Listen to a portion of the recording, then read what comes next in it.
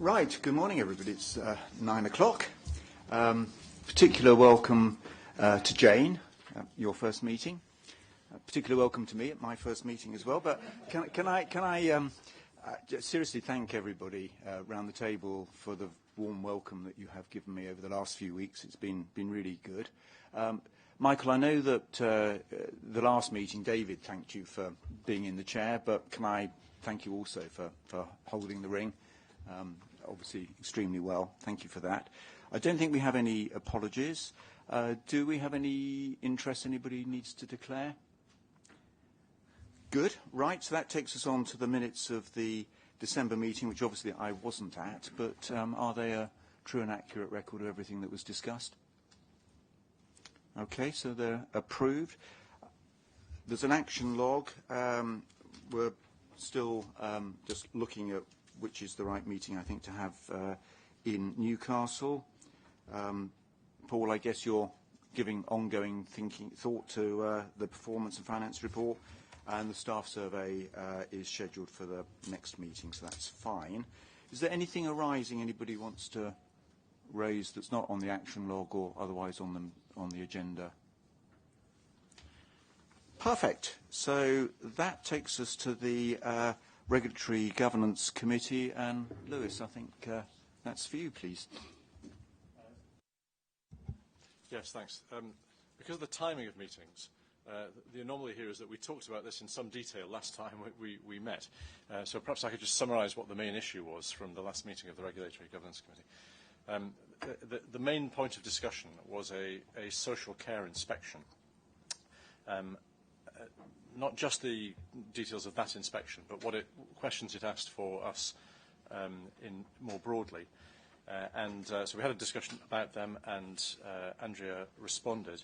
And perhaps I could just use this session this morning just to clarify progress, but also at what point there'll be a kind of definitive end to some of the issues that were raised there, so that they don't disappear into the system and not return to the board. So if you remember, the issues were, first of all, the need to take urgent action when immediate closure of a care home seems inappropriate or potentially unsafe. What are the alternatives and how do they work?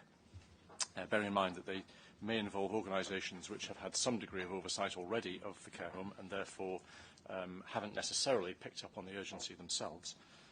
The second thing is that is about ownership by proxy. How do we make sure that the registered owner of a care home hasn't slightly manipulated the system by registering, by having found themselves unable to register as the owner, arrange for somebody else who basically is representing them to own the place, and that might include the broader issue of organisations changing names and so on to avoid the repercussions of a poor rating. The third thing was about how we inform families. This is particularly in care homes, but it's not unique to care homes. When there are serious causes for concern, how do we ensure that the people who are using that care home, not just the residents but also the families who have often sought out a care home and made that choice, and by implication could make a different choice if they had other information, how do we make sure they're properly informed? We do place a certain requirement on care home owners and trusts to do this, but in the case of care homes, I think it's debatable whether we're doing enough to ensure that families are properly aware of what we find.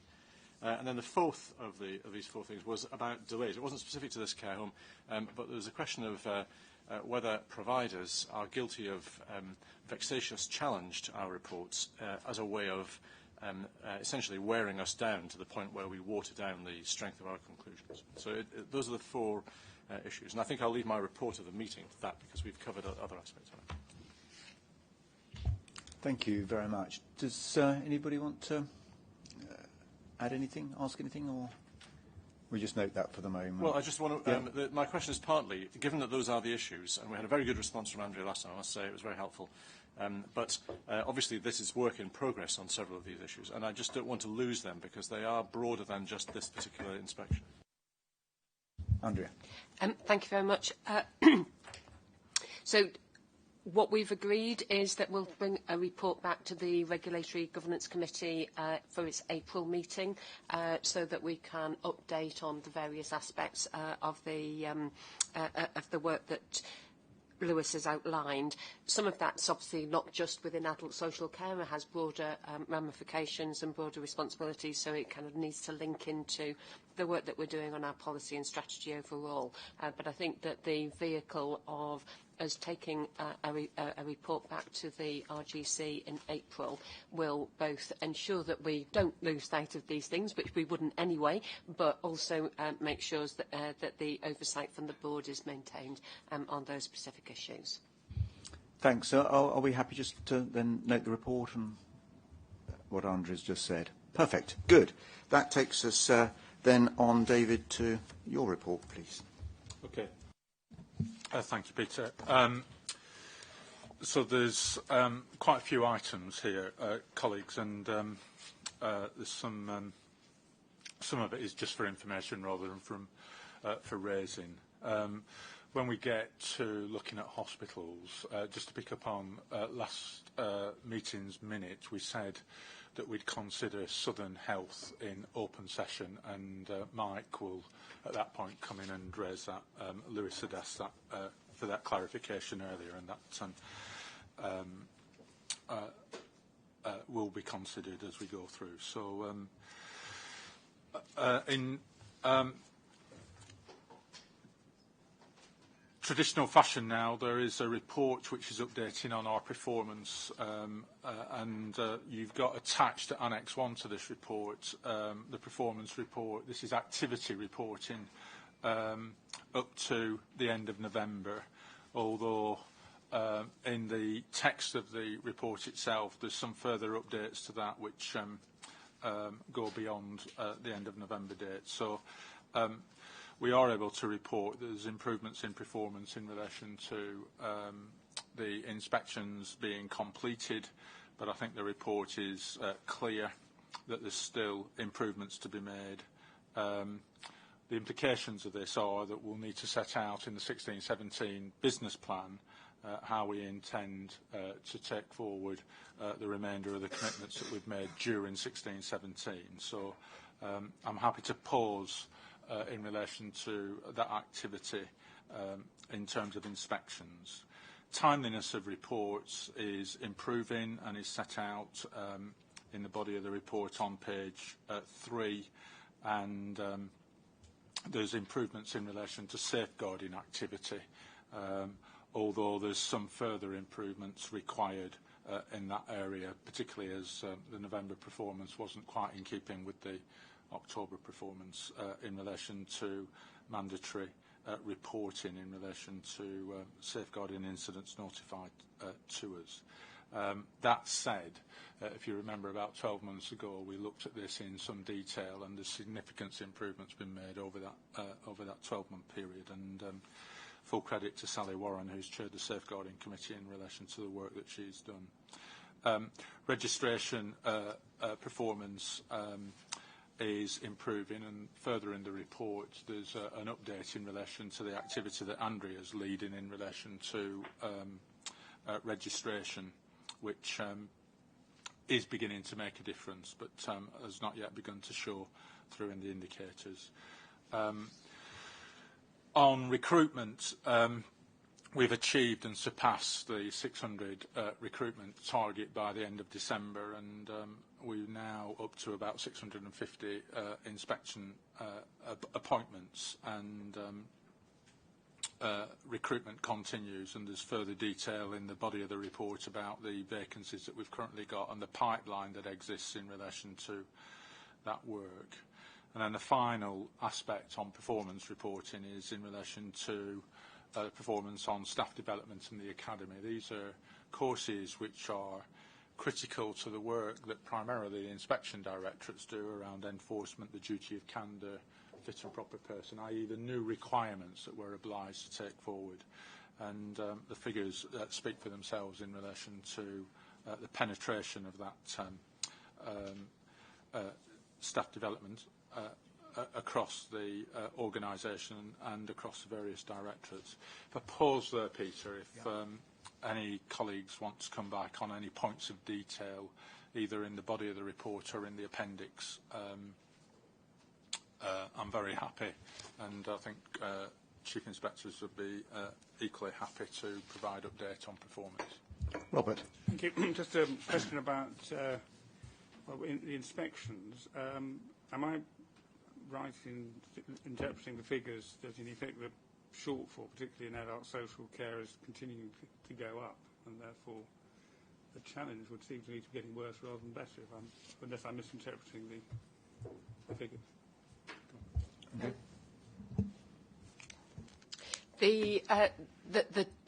There is a challenge. I don't think it is worsening. We are improving the performance within adult social care in terms of the number of inspections that we expected to do, although we had anticipated that we would have more inspectors in place now to be able to do inspections. We have made, as David's already alluded to, significant progress on recruitment, but obviously some of those people are still in induction, still kind of doing the training to enable them to do the inspections. So we're not at full capacity yet around that, and we're not at the level of productivity in terms of number of inspections per inspector per month that we'd anticipated. So that challenge kind of still is there.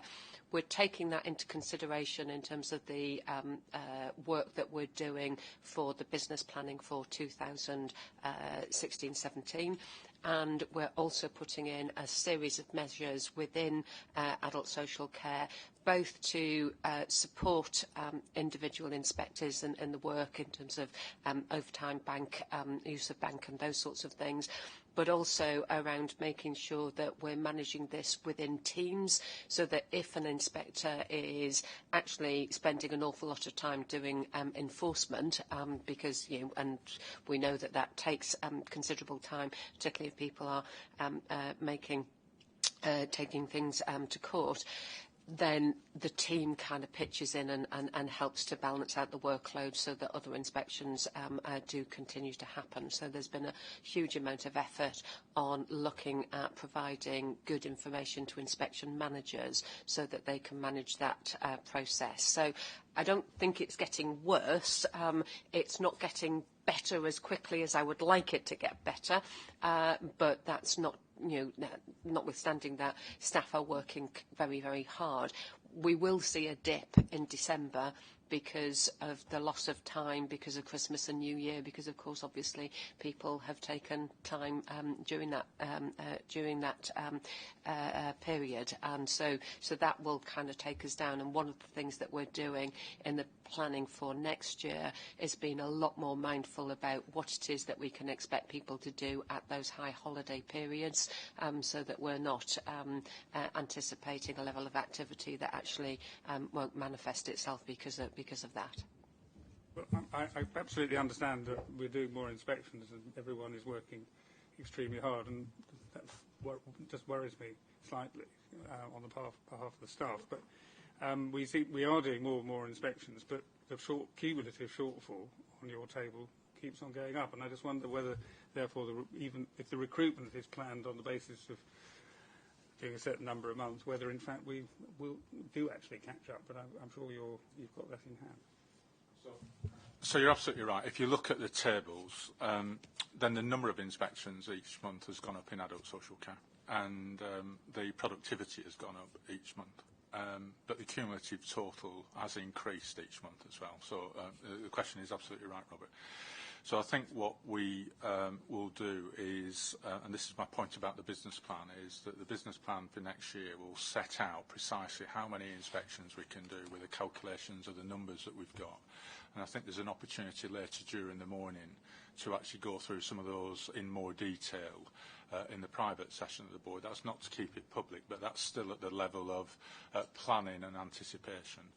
And also we've not yet had confirmation what our budget is for next year, so we're making assumptions about what it is. I think we should be confident about those assumptions, and I don't think we should demur from that, but we are waiting to bring all those elements together in the business plan, which we'd anticipate bringing. I think it's to the February meeting, I think, isn't it, Paul, in terms of a draft So you've got the information here today, later today, which will allow you to interrogate this more, and I think we can actually dive into that discussion in more detail later. That's not to keep it.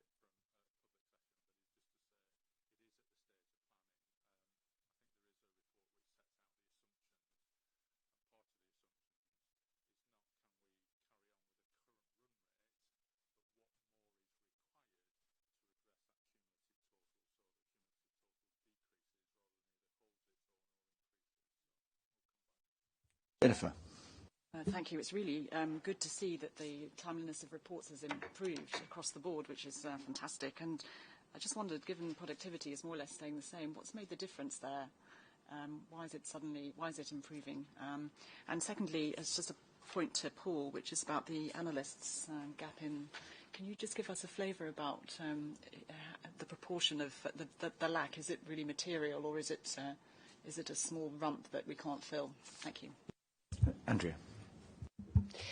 Thank you very much, Jennifer. On the reports, I think there are a number of things that we've done. The first was that in each of the regions we've really concentrated on clearing the backlog. So there will continue to be some reports coming through which will have an extended period of time on them, which is not acceptable, and there are a variety of different reasons why that's happened. But we have really kind of honed in on trying to clear that backlog so that increasingly the reports that are being published are demonstrating that they're being published within the key performance indicator target of 50 days. So there's a clearing of the backlog issue. The second is that we're doing much better and really pay tribute to the support team in Paul's directorate, particularly Ellie Casson and Gavin Kennedy, who are providing fantastic information to our inspection managers so that we can kind of the progress of reports through the system, so that we know what's out of date in terms of the staging post, so when a draft has gone out and when it's been peer reviewed and all of those kind of things, so that they can keep up on the progress of that as the reports are going through, not just picking it up at the end. The third thing is that we are also looking at what ways can we take some of the time in that period of 50 days down to its minimum. So, for example, providers have the opportunity to check reports for factual accuracy. They get 10 days to do that. Very often we'll get to the end of the 10 days and we haven't had a challenge, and that's all fine and dandy, and we'll go to publish. But actually the provider was never going to challenge it, and they were perfectly happy with the report. We could have pressed the button on day 2 of the factual accuracy period. So we're kind of exploring with the team how we can make sure that we're encouraging providers to come back to us to let us know that they're actually happy with the report, so that we can progress, so that the inspectors can concentrate on those areas where there are potentially problems, as opposed to the ones that we're worried about. But the critical thing for us is just making sure that we don't do a pendulum swing between we do lots of inspection activity and we leave the reports, or we just sort out the reports and we don't do the inspection activity. It is about looking at those two things in the whole, alongside the safeguarding work, which is obviously very significant in adult social care. Paul. So on the intelligence analysts in particular, we are currently in broad numbers around 230, 240 staff within the intelligence, which leaves about 50 or 60 short in broad numbers. And as ever in a big unit like that, there are some teams which are pretty close to their full capacity or complement, and others that are further off. So in some of the areas of supporting the provider analytics, the inspectorate functions, so particularly in Mike's area, we do have some significant shortfalls still.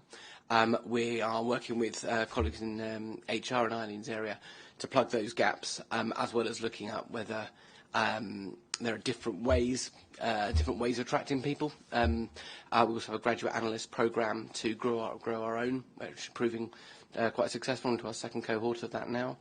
And where appropriate, we're looking at whether it would be better to have a slightly smaller number of people but of a slightly higher grade, so we can make sure that the work people are doing is the most value-adding work.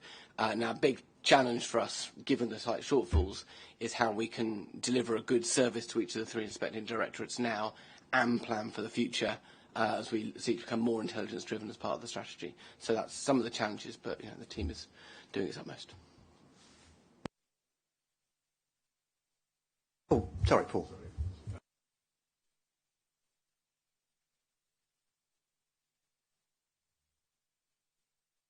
Sorry, apologies.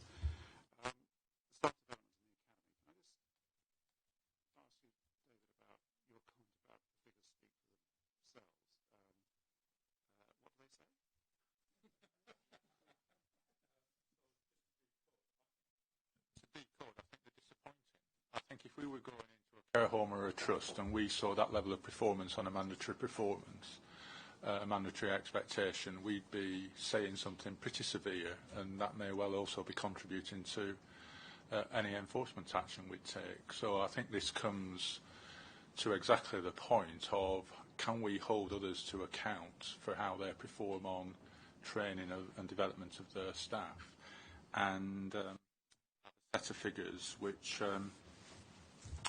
I have to say are disappointing. If we've looked at historically at staff surveys about the take-up of training, one of the big messages from staff is that they don't feel they've had access to the training. We've had a number of new regulations around the duty of candour and fit and proper person, to which we will be held to account publicly in health select committees, public accounts committees, about how we're implementing those new duties, quite properly held to account. And it seems to me absolutely crucial that the staff that we've got working at the front line that are doing those assessments and making those decisions about how well a duty of candour is being applied or how well a fit and proper person test is being applied need to be trained in it. And I don't think you can actually do this by osmosis. You've actually got to do it by participating, and it's an active task of development and learning. And we've brought these figures every month, and they've been, in my view, stubbornly resistant. So just decoding this week for themselves is, I think, disappointing, and I think we need to raise our game as an organisation in relation to the take-up of these courses. And I think, David, I think you're absolutely right. We'll be held to account externally, but I think we'll actually need to hold ourselves to account to the board here. Yeah. Okay. Can I ask whether we know the reasons or have any idea what? So these are e-learning courses. So I've done some of these myself. But the reasons will be given will be multiple, but often it's people would say they haven't got time because they're doing the inspection programme. We're in a vicious cycle in relation to this. I think the paradox of this, though, is can you be too busy for development? Personally, I don't think we can maintain that. We've deliberately created the academy to create the space and the opportunity for people to get access to the development opportunities which are critical to the capability of individuals in the organisation, which gives the organisation its capability to do this. I think you'll see differential performance across the organisation with some teams that are able to do this and other teams where the level of performance. And I think that what that signifies is how far those team leaders have prioritised this as being a key issue. So I think this is as much a leadership and management issue as it is an issue of the availability. It's not a supply side issue. It is effectively what I'm saying. It's about whether the time is being created for people to do the work. And my point about being accountable back to the board is exactly that, David. Fundamentally, it's a management issue, and we need to make sure that people understand this is a priority alongside, the other priorities they have. Yeah, okay. No, I was just going to say that, I agree totally, but I think we also need to realise that we've developed at a huge speed, and that it's the pressure to get the inspections done that's probably meant that the learning hasn't been completed. So my point is that it's absolutely crucial that when we go forward in our business plan and what we commit to, we do actually make sure that we factor in things with regards to staff development. Yes, hold ourselves to account, but also be kind of realistic and make sure that it's part of the business plan and our performance going forward. Yeah. Okay. All right. Are we happy to move on? So, David, I think it's back to you then. Thank you. Thank you. So in answering Robert's question about business plans, paragraph 2 on page 4 is just setting out the timetable. We'll bring a draft to the February board and then bring a final version to the March public board, hopefully for agreement and sign-off. And a number of the questions that have just been asked should come together in those February and March reports. We update on registration. This is the work that Andrea is leading through a programme board that draws colleagues from across the organisation together, which is how we can make the registration function much more efficient and effective in terms of the way that it operates. And there are improvements that we can make, some of which are set out in this brief update. For instance, the CQC portal, which is a digital portal which allows some initial contact between people who are seeking to vary registration, and this makes that initial contact easier. It isn't the total solution, but it does make it easier. Progress is now advancing, and we're aligning this work with the 2016 to 21 strategy, where we're making registration a much more rigorous and robust test at the point of registration, but also looking at how we can streamline processes. I think many of us will have had feedback from providers about how cumbersome and difficult simple variations to registration will be. So there's some of the examples of the efficiencies that are being secured. And then finally we look at some of the quick wins, one of which is specialising amongst registration inspectors, so that people are developing a repertoire in one sector rather than attempting to cover all 3 sectors in the way that they operate, and that should build up a skill base, should build up an economy of skill, which should enable us to be much more efficient in the way that we take this work forward. Updates then from the directorates. Paying particular attention to the recent floods in the north of England, which had a pretty significant impact on the provision of health and care services, but particularly in some areas, Rochdale I think being one of them in terms of the care home population. But it also impacted on our staff as well. We've got one member of staff who had to leave her home because of flooding and is going through what many people in the north of England have had to experience in terms of all that dislocation and I suspect anxiety and stress. To her credit, she's continued to work and perform. But just wanted to acknowledge that. Unprecedented was a word that got debated about the floods. The murder at Delmere House over Christmas with the shooting, I think, does deserve the word unprecedented. I've been doing this for 30-odd years, and I haven't come across a case where somebody was murdered in a care home by a shooting anyway. So we're just reporting on the way that Andrea and her team have been engaging with various bodies that have been pursuing that. Primary medical services update. I think the key issue to note here is the relationships between CQC and the Royal College of General Practitioners and the BMA General Practitioners Committee. Steve and I met with the General Practitioner Committee yesterday. I met with the College of General Practitioners before Christmas, and have spoken to, also met them immediately after Christmas as well. There is, I don't know whether colleagues are aware, but a special meeting of the BMA Local Medical Committee is set for the 30th of January, where there are a number of motions, and I think some of this is hinted at the press this morning, a number of motions directed at CQC in terms of a view amongst general practitioners that the CQC inspection regime is onerous, and I think this is picked up in the newspapers this morning. So I expect that to be a difficult and tense period over the 30th of January. I've arranged to meet both Maureen Baker and Chan Nagrapal, who chairs the General Practitioner Committee, in February. Maureen to invite CQC to a round table to discuss our future strategy, which gives us a way of having an advancement conversation about, so what are we going to do about this? I'm not entirely confident I understand where we'll land on the 31st of January in relation to the General Practitioners Committee, though we did agree yesterday with Chan Nagrapal that I would meet him in the second or third week in February to actually, again, have an advancement conversation.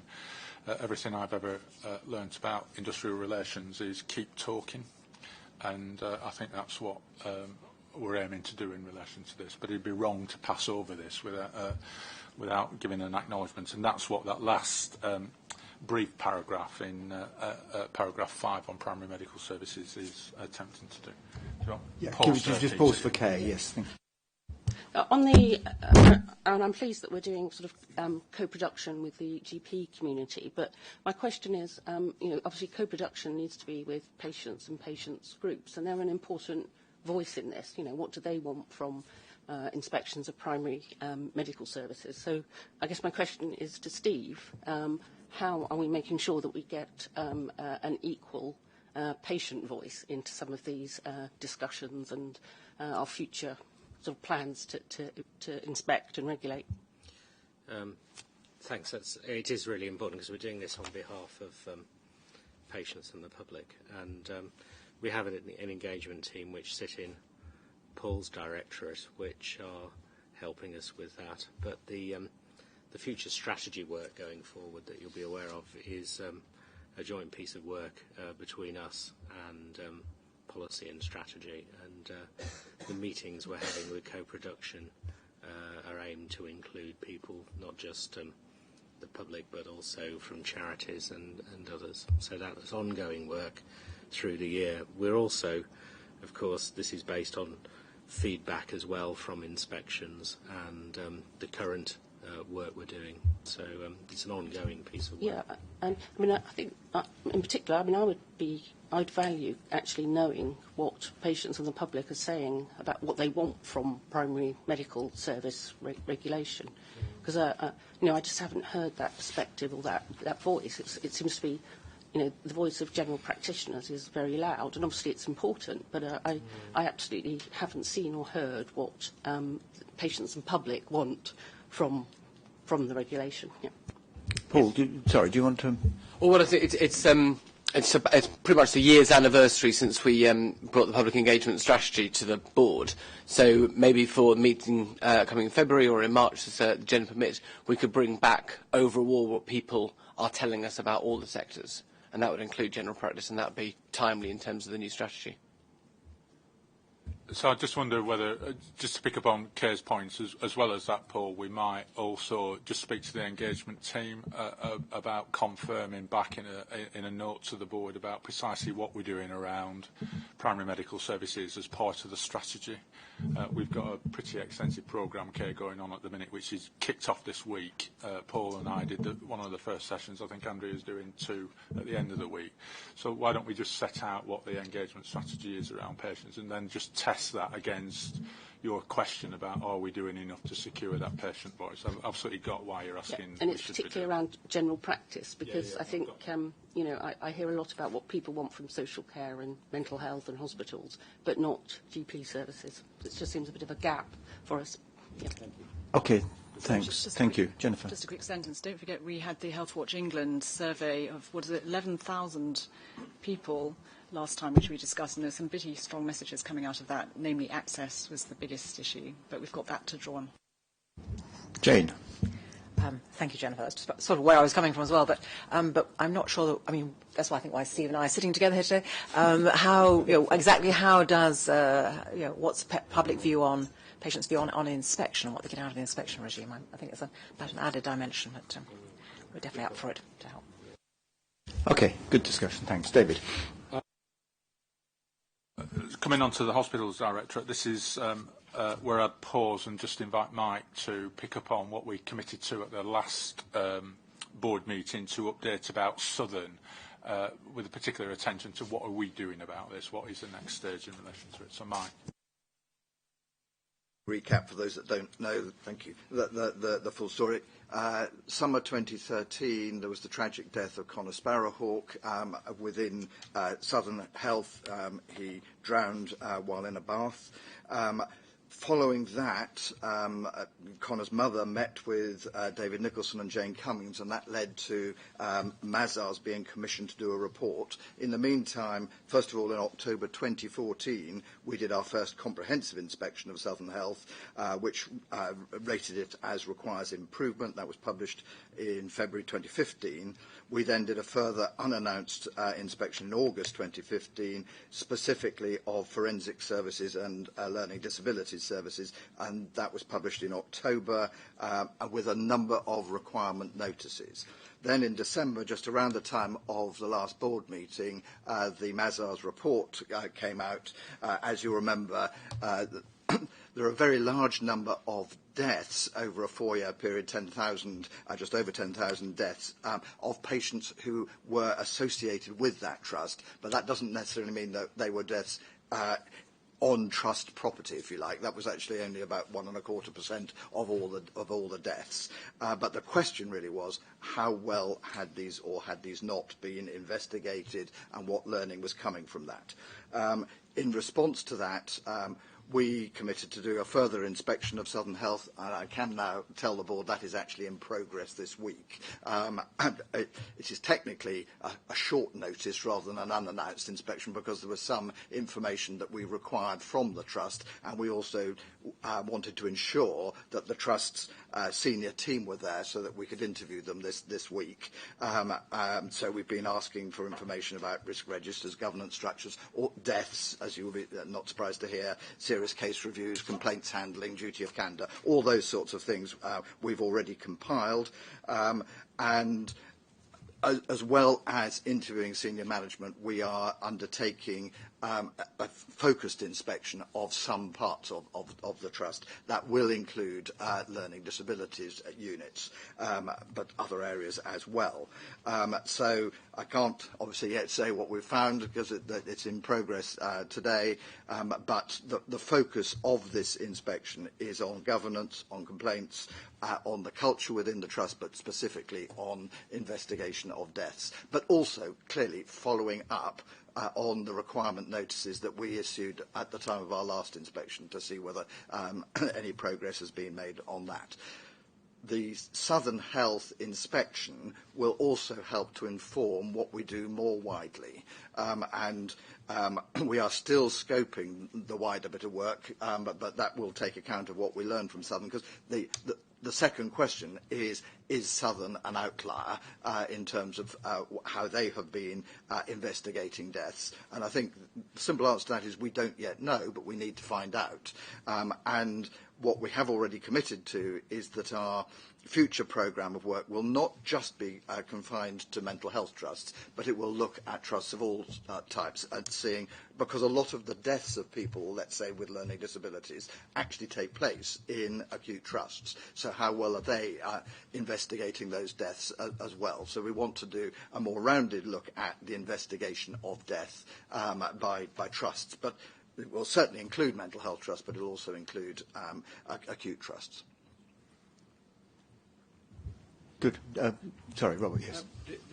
Obviously, it's absolutely welcome that what you just said, but could the last thing you said indicated that perhaps in relation to some of this activity, there may be things that should be being done by other bodies other than Southern Health, because most people are in the community are the responsibility, in caring terms, of more than one organisation.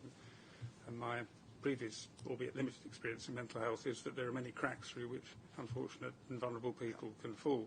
I just wonder whether our inspection process, just standing back, allows us to follow through cases from one place to another in order to establish that, or whether what our remit in inspection means that we stop at the front door of the, or the boundary rather, of the institution we're currently inspecting. And I wonder if that's an issue.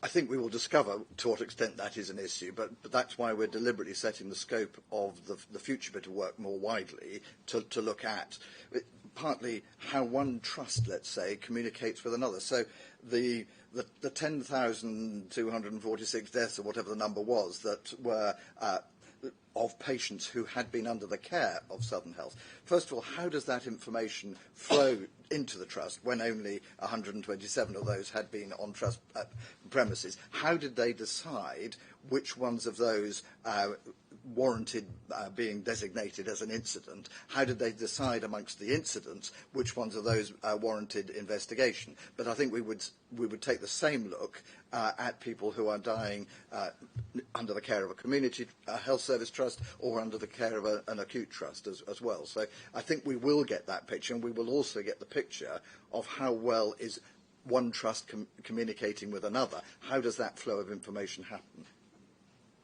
Okay, Jennifer. Just a quick question.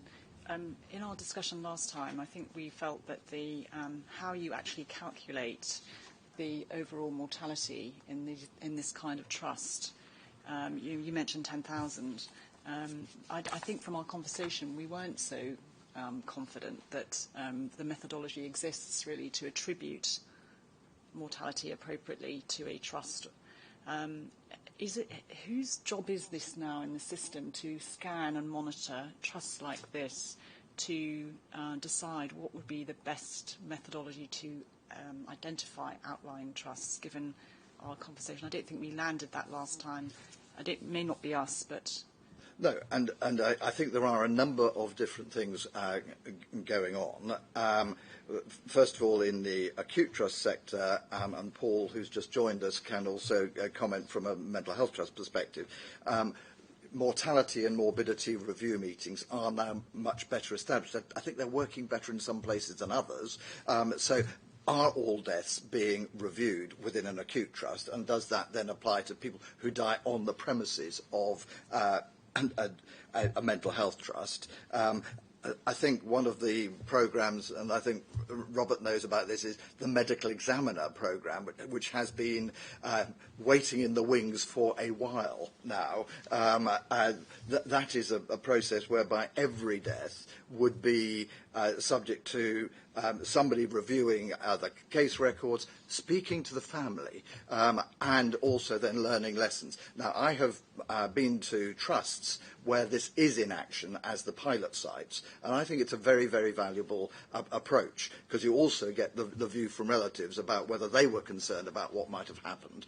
And the couple of trusts I've been to where this is in action, then learning from this has been disseminated within the trust. So I think, there are a number of different approaches, but one of the things that wider bit of work rather than Southern will tell us is what does good practice look like and what it should be. Yes, sorry, it's just are we confident that the radar screen that we have in scanning the whole country now, not when we go in, would ping if there's a high risk? In other words, how do we identify high risk in this kind of case where we're not quite sure about attribution? Paul, can I welcome? Thank you for your timing was immaculate. So. Thank you. Yes, I've come from a meeting talking about this issue. I met with the people from Mazar who undertook this investigation last week to really understand how they identified the deaths at Southern. What I understand they did was to go to the Office of National Statistics and look at the death certifications that are received there, and those then can marry up with the patient administration system in a trust, and you can identify those people who are in receipt of care who have died over a period of time. That's how they identify the 10,000 people who died. That is something I presume that could be scaled up. So there is potential. I've gone no way down the line of exploring how feasible this is. But you then need to think what such an indicator would mean, that you knew that 10,000 or so people who were in receipt of care died when they're in contact with that organisation. But whether you could use those data to benchmark trusts in a meaningful way, because all sorts of factors would influence the number of people who are in receipt of care, which of course includes people who've been discharged from care within a period of time. So there is potential, and I think that with colleagues from intelligence we can look into this and see how much potential there is. This is a high-risk sector. How are we confident about assessing risk? Is there? I mean, I think the answer... sorry, Lewis, do you want to come in, and then I was going to say something? Well, there's a couple of points to make. I think it is very difficult to benchmark, exactly for the reasons that Paul's just said. There is another source of data, by the way, which is the confidential inquiry into learning disability deaths, which, of course, their remit is to look across sectors. But even then, benchmarking is another issue, I think.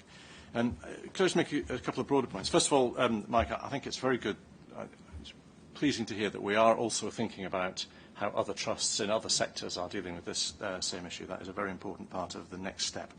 And also that there is, in the current inspection, a strand of follow-up to the requirement notices from a few months ago. Because there is a slight sense here of repetition about the process we're engaged in. I understand the reasons why we're back there. But I just want to make sure that we're clear what we are doing in relation to these deaths that the report that came out in December didn't do, because it was exactly on these issues, and it was only a few months ago that it was in the trust. So it raised a couple of critical issues. One was this one we're talking about, which is a systematic approach rather to the identification of deaths, particularly by people with learning disability. And then a proper level of investigation. That is quite a complicated thing, actually. I'm not sure that I'm not a big fan of the unexpected-expected divide, which the report, the Mazars report, focused on, for a number of reasons, not least of which is that even deaths that are expected have got remediable factors at some point in the history. And the question is really about modifiable risk. What are the risk factors? What are the risks that appeared in this person's history, which something could have been done to intervene over? And that's a more practical question than the one that the expected-unexpected divide provides. So there's that question about the investigation. There's a question about the quality of reports, which is pretty much a universal problem across mental health and learning disability. I think what is a report into a death for? Sometimes it's to just outline what a trust was doing at the time, and that's why looking at one trust will not be enough, because several providers of care will be involved at the time when somebody dies. There was a third issue about the role of the board in understanding what investigations were showing and ensuring that learning was taking place and services were changing. And the fourth criticism was about the involvement of the families in investigations. And so I just want to make sure that we're moving on from there, so that we're not just going to find that those things are a problem, and that we've followed that up. And in particular, that we're perhaps modelling the involvement of families that we are suggesting that the Trust isn't very good at. Yes, I believe we are taking things further forward. I think it's important to remember that the Trust has been in receipt of at least a draft report for several months. So one of the things that we want to know from this is, first of all, at board level, what is their current approach to deciding which deaths to investigate? And I agree with you. I'm not dividing those into expected and unexpected, because I think that's a risky thing to do until you've actually done the investigation. So, but what is the board's policy? And also, by not just focusing on the board in this inspection, but also going to certain parts of the trust, we will also find out whether the staff have a clear idea of how this process works, from finding out that a patient has died to deciding which ones to report as an instance to deciding which ones need investigation. So that we will be doing. And just in response to your last point about discussing this with families, we can't clearly deal with 10,306 families and relatives, but we are very open to the idea of meeting with families, and I know that the head of inspection who's leading this inspection is actively making that offer, particularly to certain people who have already got in touch with us. So I'm about to draw this particular bit to a close, but Kay, you wanted just to say something first. Yeah, absolutely. It's more of a comment, so I'm not particularly asking for a response at the moment. And obviously I do welcome the fact that we're looking at how deaths are reported and investigated. That's good. But I think that what we must also realise is that if you think of Connor, he should not have died in an NHS unit, but actually he shouldn't actually have been in the unit, frankly. He could easily have been managed at home if they'd been provided with the adequate support, and they asked for it, you know. So the preventable thing was that he actually shouldn't have been in the hospital in the first place. And I think, you know, as we go forward, I think, and it's not just for us, obviously, but I think as we go forward, we must realise that actually the preventable factor was the fact that he was in hospital, you know. So it's more about policy and responding to people in the community and, you know, not just about investigating deaths when they occur and say, oh, well, he should have had a proper risk assessment and he should have had someone checking on him and all this sort of thing. Yes, but actually the biggest preventable factor was the fact that he shouldn't actually have been there. So I think this is, I know you wanted to say something, Paul, but I think the reality is this is really important. It's also complex. It's work in progress as far as we're concerned. Mike, you'll probably have something to say at the next board meeting and probably the board meeting after that as well as this develops. So I think we need to come back, but I think the comments that have been made are very helpful. Okay. David, should we move on with your report? Sorry, apologies. I'll do this at some speed now, Peter. So I'm asking the board to note the update on delegations. This is an active piece of work that colleagues in governance are attending to. Ask you to note the update on apprentices and how we intend to take forward that work. I'll dwell on Health Watch England just to build on your welcome to Jane. This was a notification really about the developments in relation to Health Watch, that they will become more closely aligned with CQC, but the statutory remit and function will remain the same. And Jane and Susan, who's the acting chief executive, are working with Ursula Gallagher, one of our deputy chief inspectors, who's running this change programme, if you wish, and is reporting to me in relation to this. And good progress is, I think, being made in relation to this. And I have to say, colleagues in Health Watch England are being very pragmatic about getting on and just doing the job that needs to be undertaken. The business planning process for next year also needs to be undertaken by Health Watch England, where we can set out, and I think in the setting out of the priorities for the work next year will give some sense of the continued operational independence of Health Watch England from CQC, and that's where the priorities can be set out. I think we're clearer about the financial resources that will be available, although they need to be confirmed, and so I remain optimistic about management of a pretty smooth transition over this next period of time. In paragraph 10, I think there's been some publicity about this. Dame Eileen Sills' appointment as the first National Guardian for speaking up safely in the NHS. That was announced in the first week in January. Personally delighted that Eileen has been appointed to this. I think she'll be outstanding in the role. I think the important thing about this, and I make these comments quite specifically in relation to some of the views that have been expressed about the time that she's got, which is she'll make a fabulous contribution in the time that she's got available. She's committed to actually doing the job and will make that happen. But the other important point to stress is that there will be a team that will support her. There'll be, this isn't just about what one person is going to do. This is a massive job. And the way that we've planned this is that there will be a team, a small team, but nevertheless a team, which will provide cover through the week and will support her.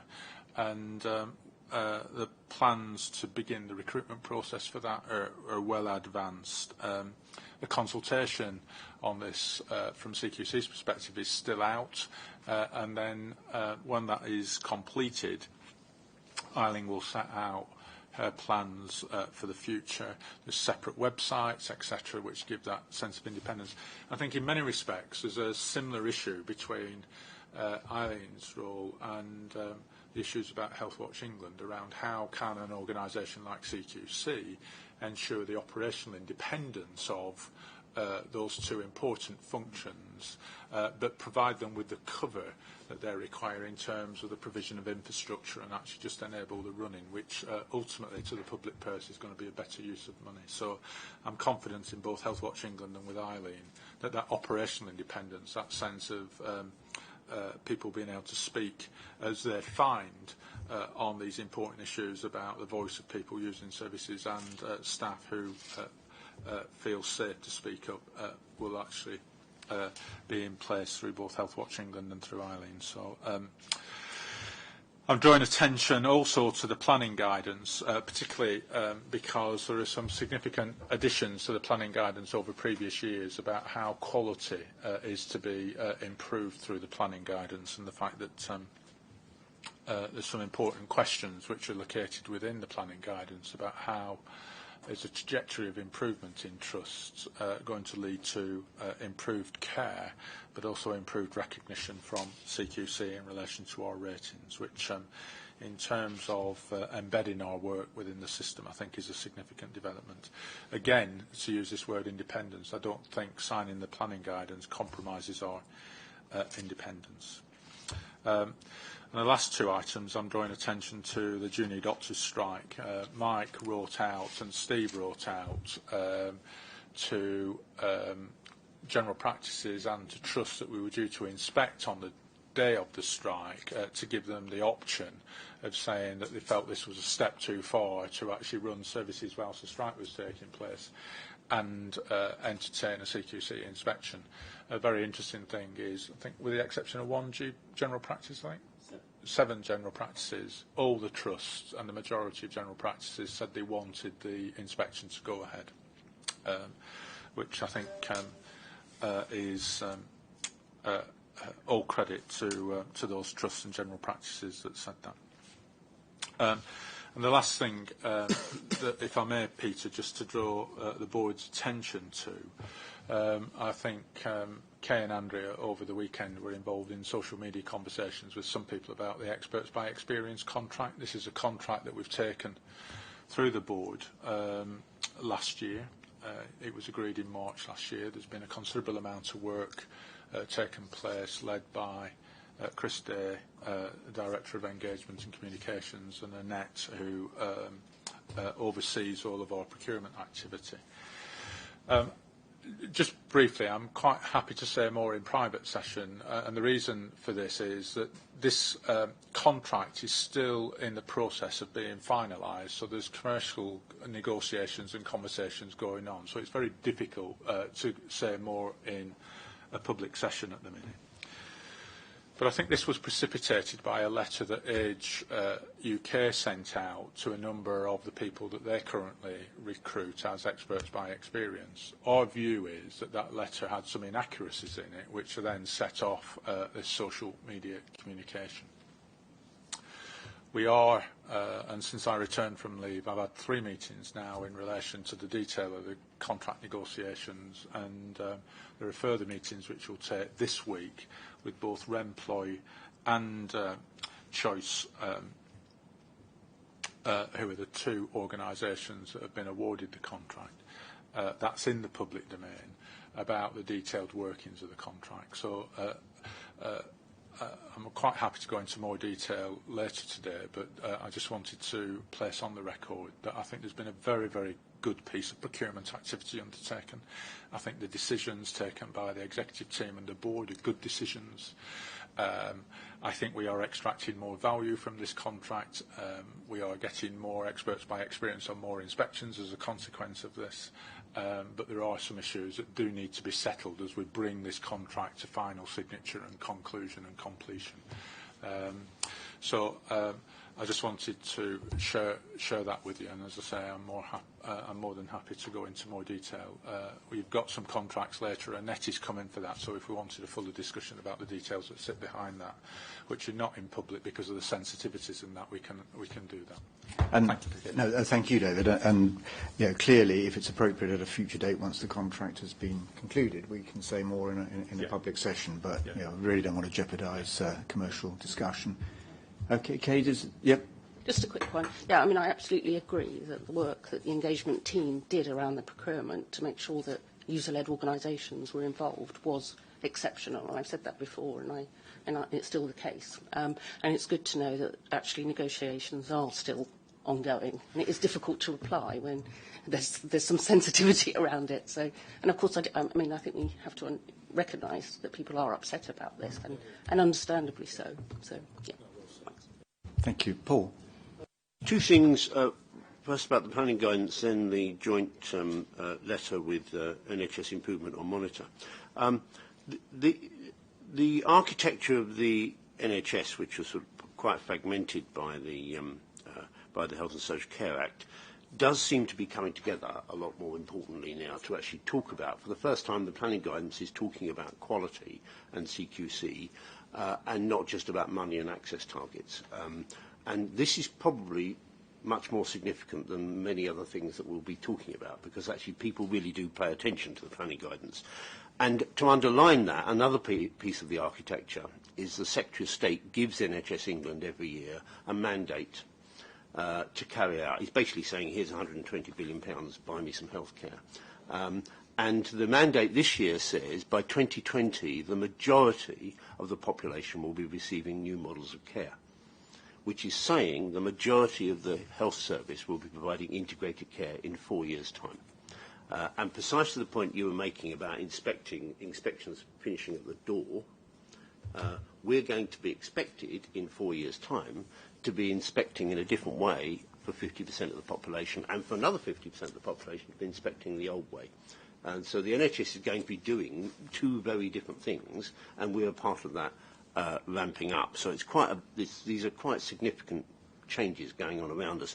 And the second thing, and in a sense, because all these things are new, I think there's some hiccups. So the letter that went out from us and from NHS Improvement, a very important letter drawing people's attention to quality and to money. The final paragraph about action was all about turnaround, which is essentially a financial issue and not about improvement. And it needs people will see that as a continuation of actually, it's really about the money. And I think we need to. People can get turnaround directors, they can do all of those sorts of things, but they're not so sure still about what to do about improvement.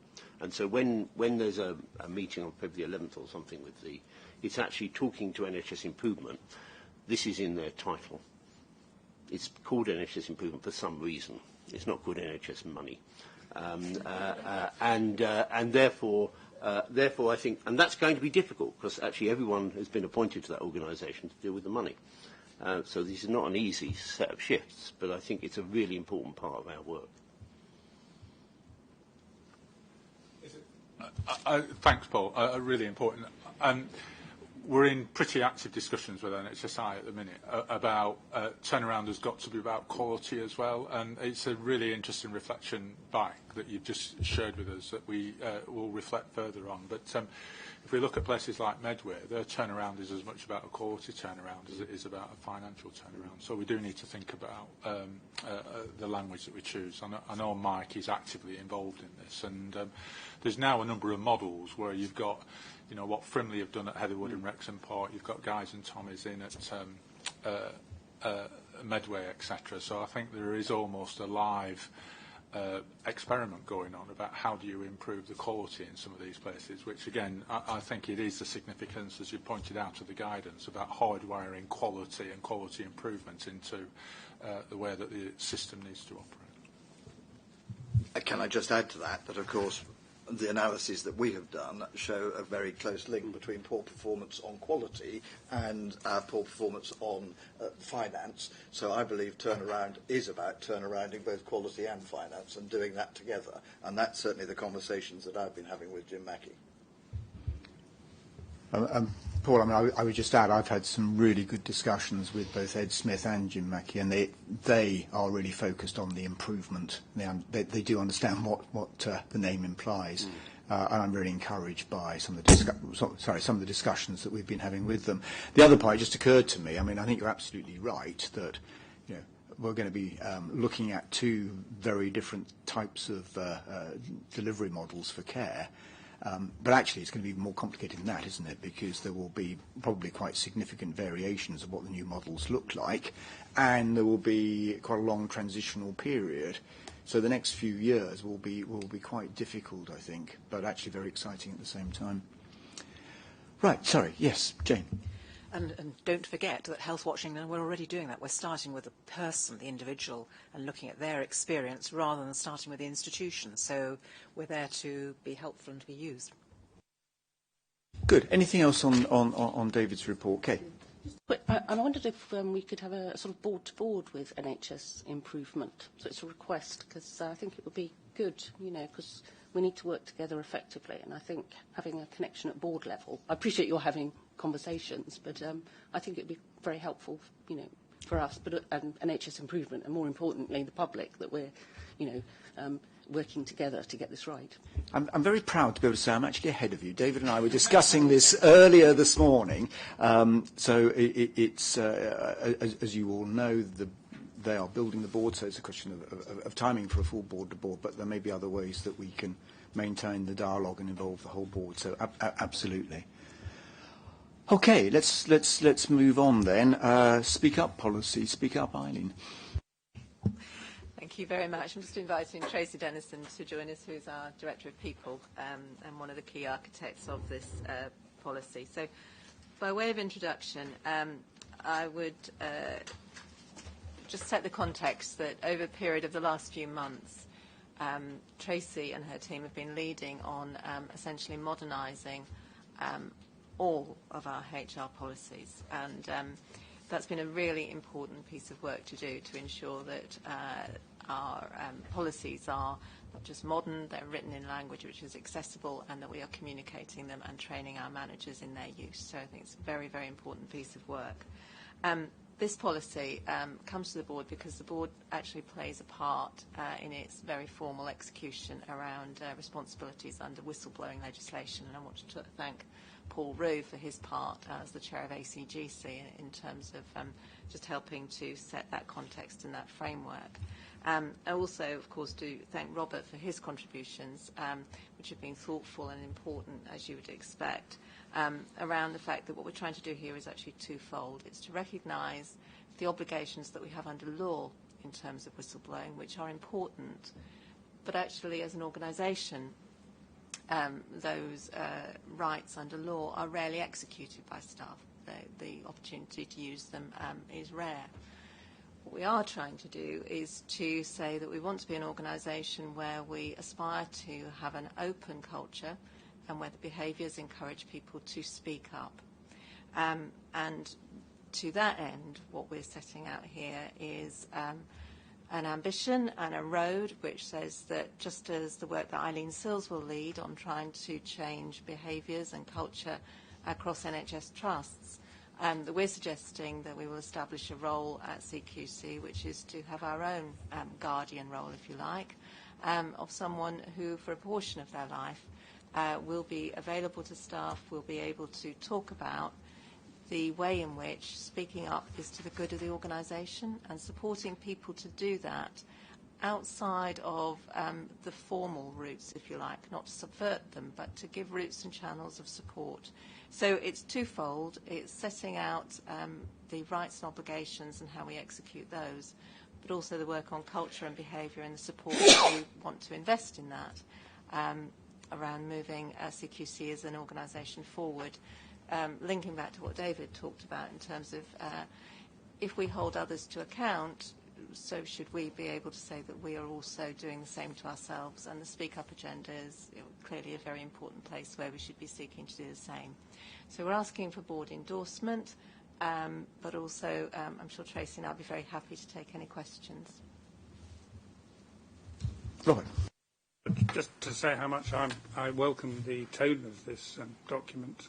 Obviously, we've had, as an organisation, obligations under a very obscure piece of legislation for some time, which, in my view, has sought to obscure what the reality, what really needs to happen, which is in every organisation, including this, that speaking up when you're worried about the way in which work is being done, that should be a normal activity, which is welcomed and supported. And so I'm really pleased that this document seeks, not with, it mentions it, but it does seek to get away from the somewhat pejorative word that sometimes are used of whistleblowing. So I think that is really helpful. We as an organisation must listen to the staff. And the impression one might get talking to staff is that they are very free in speaking up about what their concerns is, but I sometimes wonder whether that is entirely consistent with some of the survey results. And so I think we can't be complacent. There is work to be done here. I'm really pleased that we are having our own guardian. I think that is a good step forward. And as in so many other fields, if we are to regulate people in relation to their activity in this area, we need to be showing that we know how to do it. And I think this is a very important step in that. Okay, thanks. I mean, I had a slightly different view on it. Obviously, I'm speaking with someone who did speak up. And I just wonder if we have actually run this by people who have spoken up, just to get their views on it. Because when I read it, I kept seeing loopholes. For example, there's an at the discretion of for the investigation. I'm unclear how we can ensure that an investigation is robust and independent, and that's often a crucial issue for whistleblowers. And when I read this, I thought, I'm not sure I'm 100% confident that would happen. And also, it's common for whistleblowers to say that HR were part of the problem. Now, I know it can get very complicated, but I'm just not convinced that yes, it's good that we have a culture of speaking up, and that's the main thing, and people should be free to speak up. But the problem is when it goes wrong, and it does go wrong. And I just think that if somebody read this policy where things have gone wrong, they would see a lot of loopholes in it. For example, I mean, another thing is that the Guardian for speaking up in CQC, the role's not defined. Would it look at individual cases to provide extra scrutiny and protection? Again, it just feels to me that it doesn't give clarity on how we would make sure that when people speak up and they run into problems, that we would have a sort of effective, independent look at what was being said. I'm not suggesting we wouldn't, but it does happen, and it has happened, in CQC in the past. So I think that it would be good to get some sort of whistleblower views on this. So, I mean, when I read this, and I obviously just came in completely new, I was very much where Robert was. I thought this felt good, and I like the speak up. I mean, that is actually an encouragement, whereas, as you say, Robert, whistleblowing has become a somewhat pejorative term. But to me, it's all about the culture of the organisation. I've seen that elsewhere. If there is a culture where people do feel they can raise concerns, then actually these processes become less important. If the culture doesn't allow that, then actually it doesn't really almost matter what process you have. People won't feel brave enough, except in rare occasions, to take that stand. So I thought this was good, and I thought it was getting to the culture that we aspire to.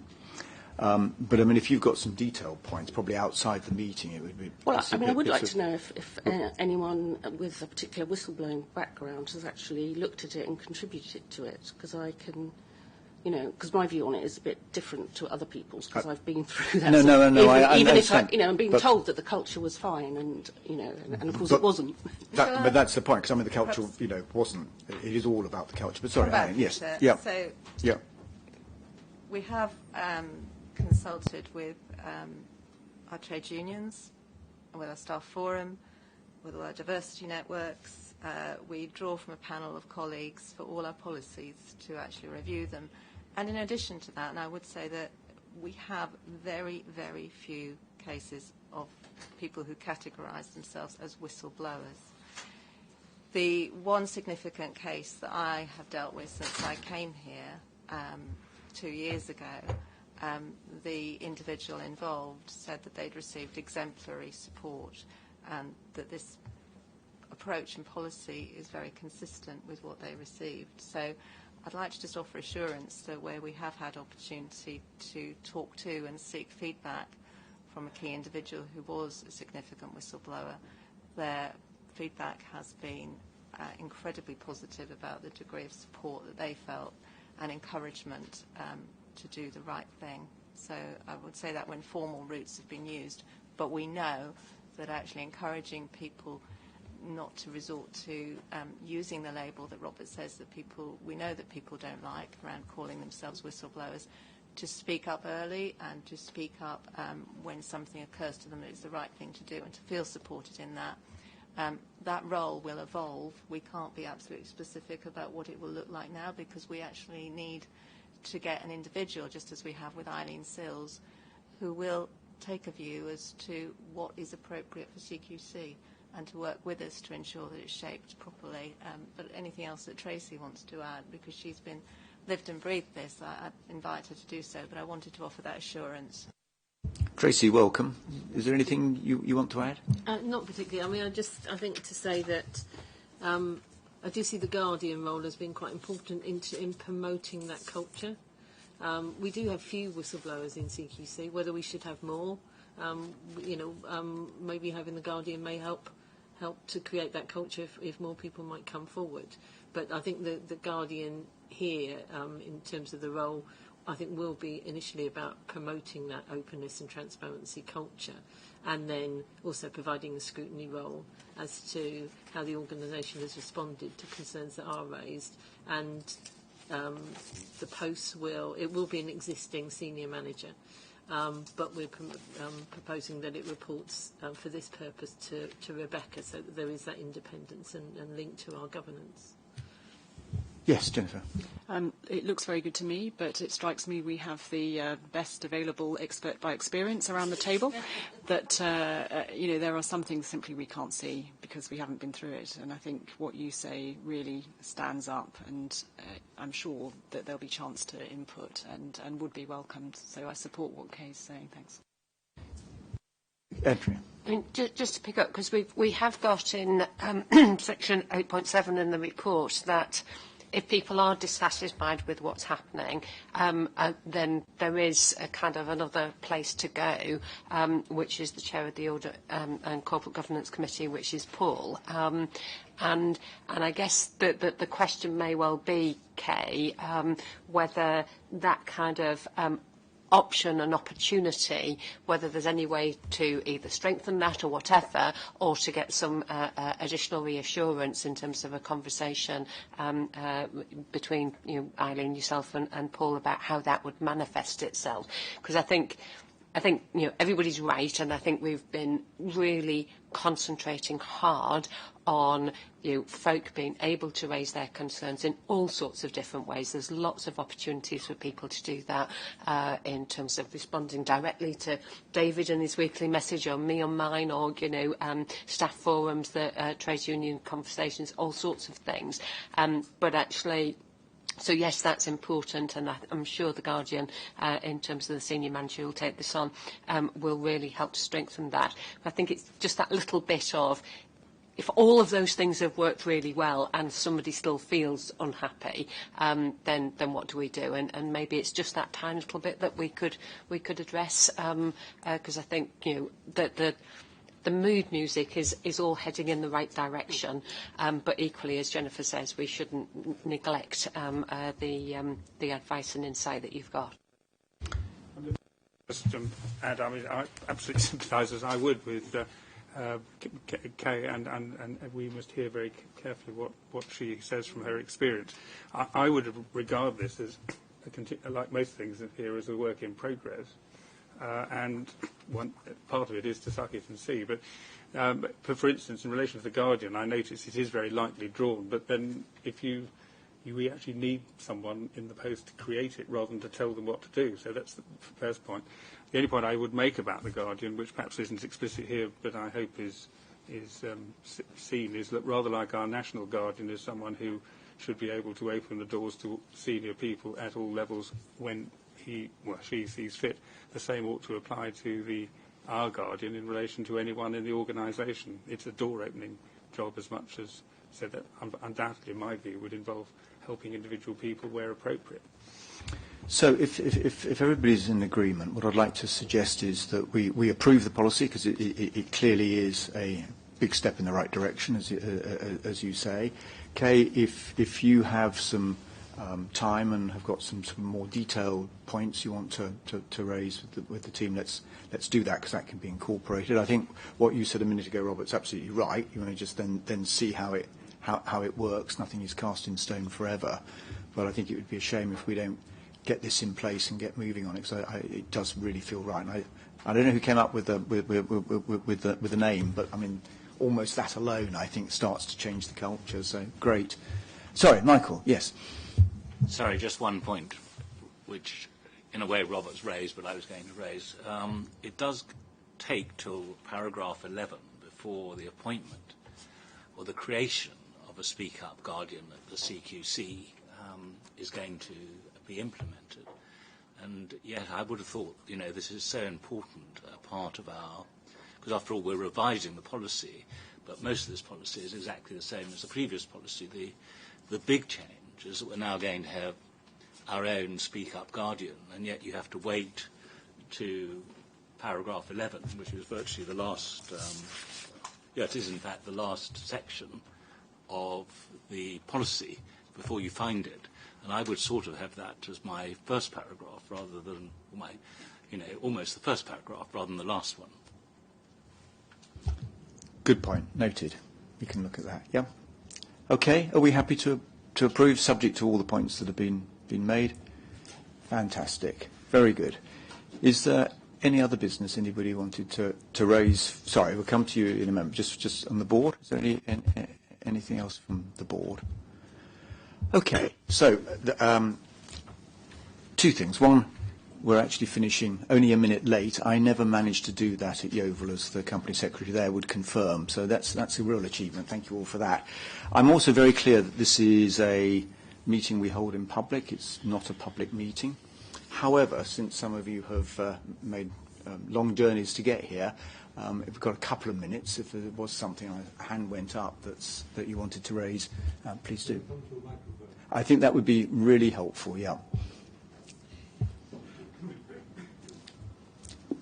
And for my benefit, if nobody else, it'd be really good if you could just introduce yourself. I'm the coordinator of a befriending organisation called Neighbour Care St John's Wood and Maida Vale.